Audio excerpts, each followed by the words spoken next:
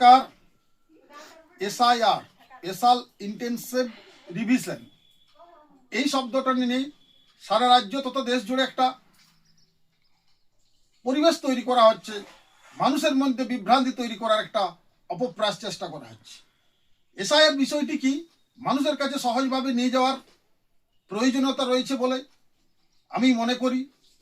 এটি একটি নির্বাচন কমিশনের বিশেষ প্রক্রিয়া, সাংবিধানিক প্রক্রিয়া, যার মাধ্যমে দেশের ভোটার সঠিক প্রকৃত ভোটার চিহ্নিতকরণ করার প্রক্রিয়া। এটা হঠাৎ এই নতুন হচ্ছে তা নয়, এর আগে এটা 8 বার হয়েছে, এটা নবম। তাই এটা নিয়ে কোনো অহেতুক আতঙ্কের পরিবেশ করার কোনো প্রয়োজন নেই।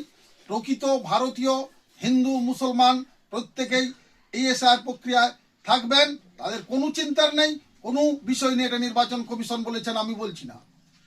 কিন্তু কিছু দুর্ভাগ্যের বিষয়, কিছু রাজনৈতিক দল যারা নিজেদের ভোট ব্যাংকের স্বার্থে অহেতুক বিষয়টিকে জটিলতা করছে, জলঘোলা করছে মানুষের কাছে সহজভাবে যাদের নিয়ে যাওয়ার দায়িত্ব ছিল, তারা সেই দায়িত্ব পালন করছেন না। নির্বাচন কমিশনের বিরুদ্ধে অহেতুক বিষোদ্গার করছেন, মানুষকে বিভ্রান্ত করছেন। এটা ঠিক নয় বলে আমি মনে করি। এসআইআর এই দাবিটি, এই যে অবৈধ নাগরিকের দাবি, এটা আজ নয়, বরাবরই ছিল। তাদের চিহ্নিতকরণ করার দাবিটিও বিভিন্ন রাজনৈতিক দল বিভিন্ন সময়ে তুলেছেন। আমাদের রাজ্যের বর্তমান মুখ্যমন্ত্রী যখন বিরোধী দল ছিলেন, তিনি অবৈধ ভোটারের বিষয়টি তুলেছিলেন, নির্বাচন কমিশনের দৃষ্টি আকর্ষণ করেছিলেন এবং স্পিকারের কাছে কাগজও ছুড়ে বেরিয়েছিলেন।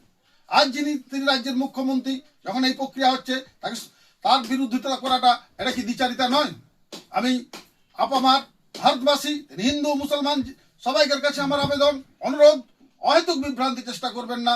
নির্বাচন কমিশনের এই কাজে আসুন, তার পাশে সাহায্য করে প্রকৃত ভোটারকে যাতে নাম বাদ না যায় এবং অবৈধ ভোটার চিহ্নিতকরণ করার যে প্রক্রিয়া নির্বাচন কমিশন নিয়েছে, তাকে স্বাগত জানিয়ে আমরা মানুষের মধ্যে এই বিষয়টা নিয়ে যাব।